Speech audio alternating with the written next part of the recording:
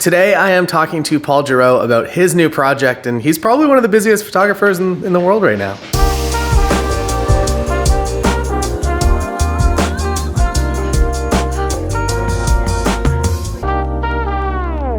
Thank you so much for joining us here today. I am joined by Paul Gero. We're going to be talking a little bit about kind of the current situation for photographers, as well as what you can do, hopefully. There's a few takeaways from this. And I'd love to talk to Paul about his new project that I'm crazy impressed by. He sent it to me over email yesterday. I feel like time is in this weird state. So let's get into it. Paul, thanks for joining me. My pleasure. Thanks, Taylor. So you are, I feel like you're the person that turns me on to all different technology, such as Godox or Godox. I'm not sure how it's officially pronounced still to this day, as well as pretty much like every small little helpful tech thing. I feel like I found out through you, or you've told me about it, and then I've not done it for a year, and then I finally got on. And I'm like, why didn't I do this when Paul told me about it? What is your current technical thing? Or like a little gadget or something that has impressed you in the past little bit that maybe isn't a massive expense? Because I feel like we're all kind of in this weird boat right now. I've got this little adapter from Crane. Hold on just a second. I'll get it. Yeah. Oh, it's this, I don't know if you can see it. It's this little top thing up there. So it's a cool little quick release. Okay. And it's mostly for their feet on their gimbal. But I thought, well, it's a 1/4-20. It should work on other things. So then I got this going.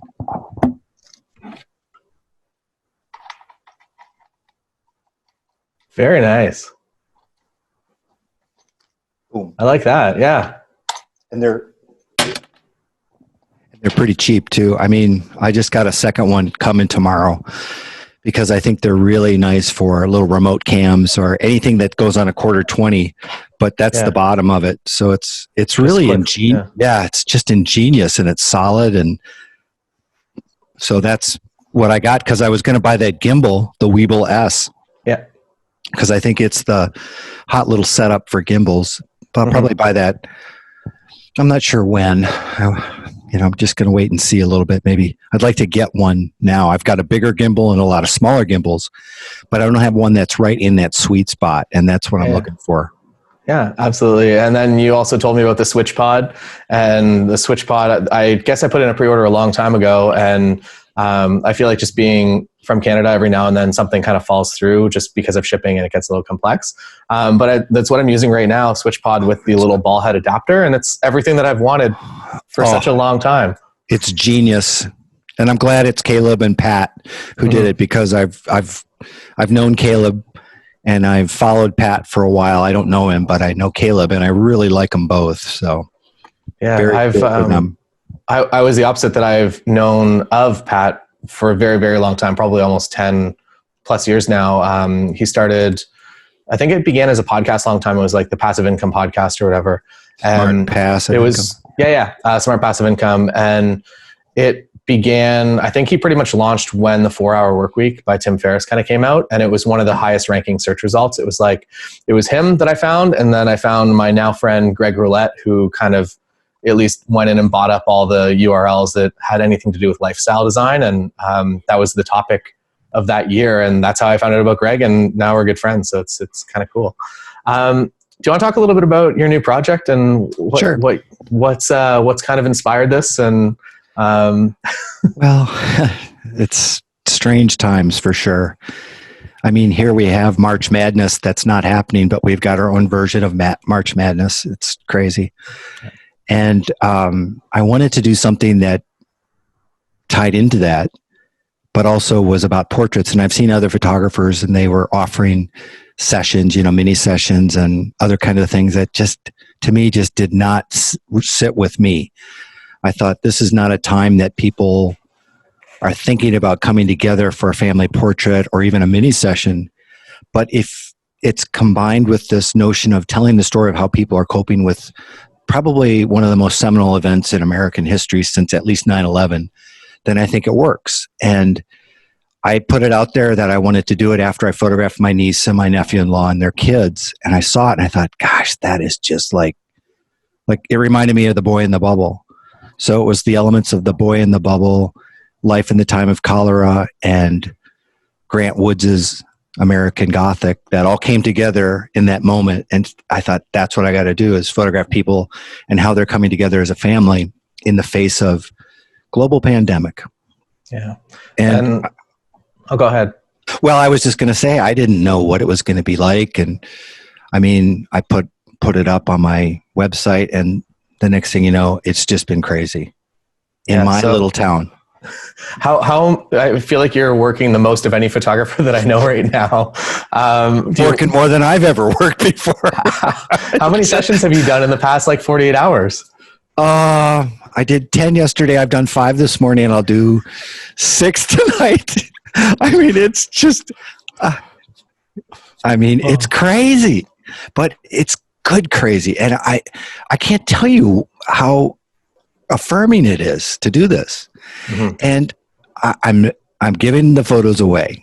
I'm just giving them away. I just feel like I can't figure out a way to monetize, even though some people have told me I should, but it just doesn't seem right. It would seem tone deaf in this time. Yeah. So I just know, but I don't know exactly what, but I know something good is going to come out of this. And when we get on the other side of this, I don't know what's going to happen, but I just feel like it's the right thing to do at the right time. Mm-hmm. And I have learned so much about portrait photography that I didn't know prior to coronavirus, which is fascinating.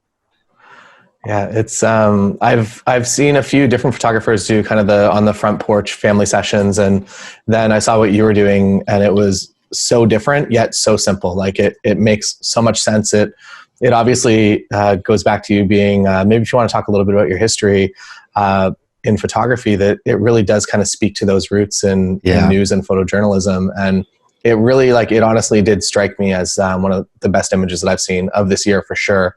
If not the past, I can't even think of the last time that I've opened an email and I've been like, oh, I'll check out this project that my friend's doing. And the images have actually had such a significant impact. So thank you. So where did you come from? How did you find your way to this moment in time? God, it's bizarre because I'm back in Wisconsin after being away since 1985.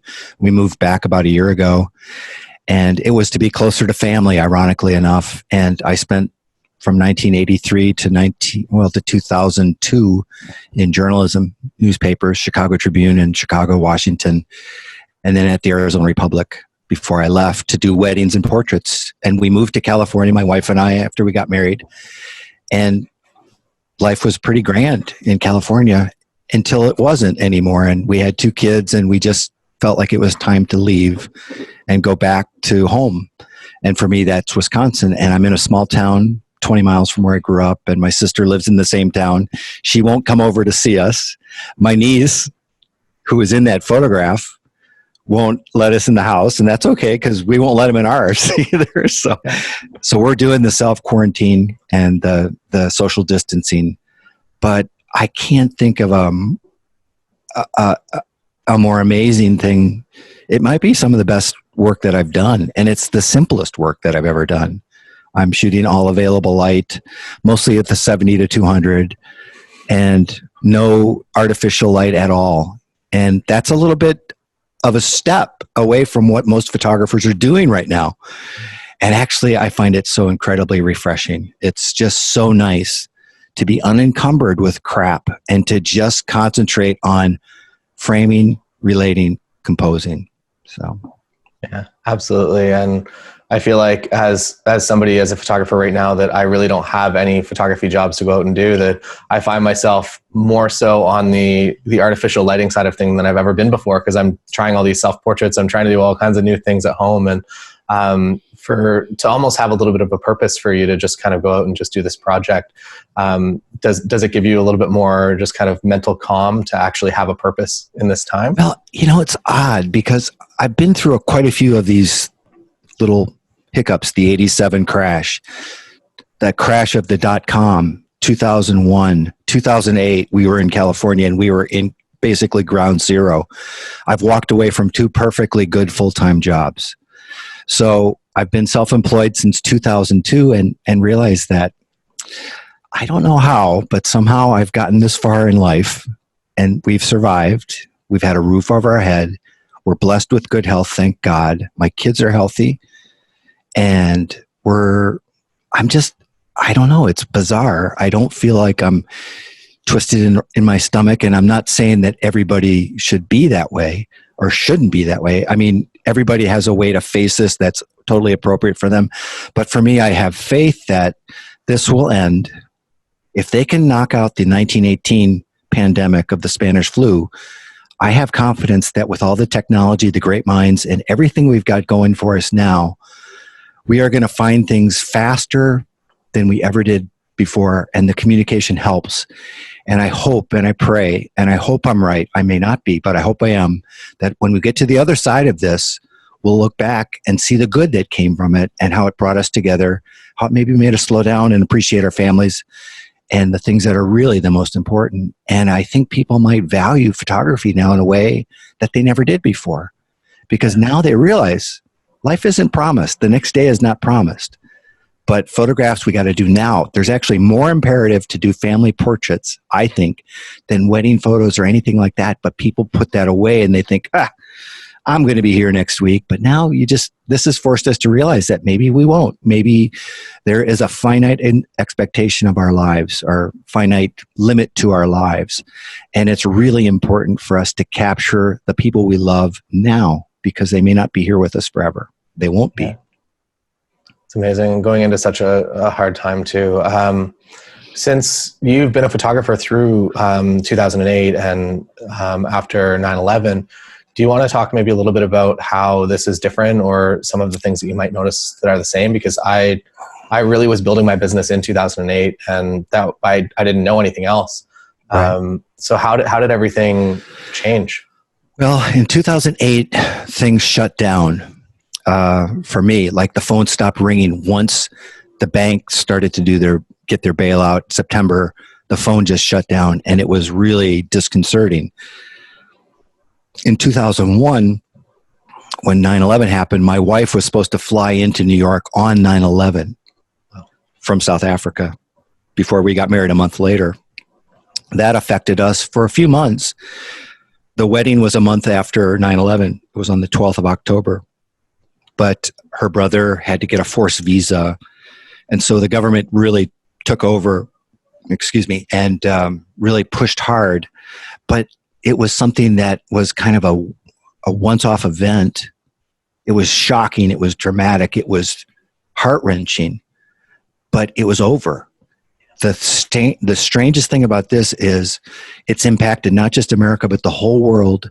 And there is no end in sight in terms of what right now, at least when we record this, nobody knows how long this thing is going to go. It could be 3 weeks. It could be 6 weeks. It could be 8 weeks. Who knows? It could be 6 months. I don't think it will, but I'm just hopeful. Maybe I'm naive, but I think this will, it will change us in a way maybe that 9/11 did. Not quite the same way, but it will change us. Yeah, I've noticed, as far as just people coming together, that this is really one of those times. I feel like for a long time, everybody's just been, we've been living in kind of this booming economy that just, like, if you're self-employed, the past 8 years were probably the best years of really any business. And it was just like up and up and up. And I catch myself all the time overspending and buying gear that I don't need. And now, as just a humbling kind of check yourself moment, I think that this is the time that everybody is focusing on people and making sure that we're all going to get through this together. And I think that that's if that's all we can take from this, I think it's a good moment in humanity, or at least that's the good within kind of all the bad that's going on. Yeah, it's going to be a hard time. How is your business, or how do you project that your business is going to change because of this? I know that's a huge loaded question that we don't know. I don't know. I don't have as many weddings as you and other friends in the wedding business. We just relocated, so we are building our business again. Kind of strange, but in a way that's a benefit to me, because I don't have a lot on the books. Mm-hmm. I have a wedding coming up in end of April, and they've rescheduled to May of next year. I've got a June wedding in Florida that is the last week in June, so I don't know when if that is going to continue or not. but I did her sister's wedding. I photographed her sister's wedding. I photographed Lauren when she was a senior in high school. So I know the family, and I'm going to make it work with them. So I don't have as many conflicts on the books to worry about in terms of scheduling like you do, or like Susan Stripling or other people that I know that are deeply affected because of the volume that they have. Mm-hmm. So in that way, I'm grateful, odd, that I don't have any weddings or few weddings on the books. But because I do a portrait business primarily, I've always been kind of like not knowing what's going to come down the pike, because there's a different buying psychology around portraiture than there is about weddings. People want to do it, but they don't have a reason to do it. So it's the kind of thing that I have to kind of create through projects and other things, some kind of urgency to get people to book. Now this one it's kind of a project really, and it's got built-in urgency because of the situation. Maybe that's why it's booked in a way that nothing else ever has. Yeah, but I think people want to remember this. I've got almost 70 sessions on the books, which is insane. That's crazy. It is. Wow. I know. This is just in my town. It's a town of 5,000 people. Yeah. And from a business standpoint, though, what you're doing, one, is good and good for people and good for the community.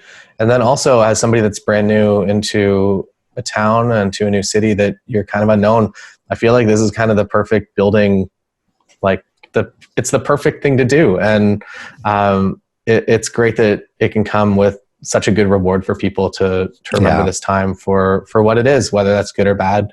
It's obviously bad, but there will be some good in it, hopefully, that we'll see coming out of this. It reminds me when I worked for newspapers, sometimes when you work in a corporate environment, you get really frustrated with your coworkers and your bosses. So for me, it was always a respite to go out and photograph my clients, or the people for the newspaper, because they would always take me out of my little world and my little problems. And then I would get to meet and interact with them in a way, and it would make it so much more easy. And it was like refreshing. And that's what this has been like. It's been nice to be like maybe something positive and good that's come out of something that's very hard for a lot of people. And I want to be that kind of person for others. And it only can reflect well on my work and my business. And in the future, what will it mean? What will it lead to? I don't know. But I'm going to do it anyway, because this is what I have to do. Yeah, very cool. I think we'll leave it at that. Thank you so much for joining me. And where can people find out more about you and about the project? Okay, if you go to Paul F. Gero, Paul F as in Frank, Gero.com.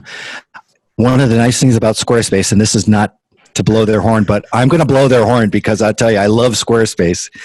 I basically totally, within 10 minutes, stripped off all the weddings and portrait stuff and just left up my photojournalism background and put up a landing page that I created for this project with photos, a contact form that had questions, then it goes to a scheduling app. And so if anybody wants to do this, I suggest that if you have a Squarespace account, go to their Squarespace scheduling and put it on and use it, because it is a lifesaver.